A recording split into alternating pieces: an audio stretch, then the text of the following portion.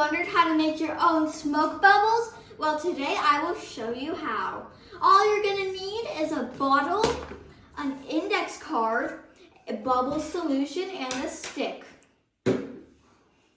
Make sure you have 2 holes. One is on the bottle caps, that's where we will be blowing our bubble. And the other one is on the side, where the air will be coming in. Got some bubble solution and I poured it into the cap. Make sure you have parental supervision for this part.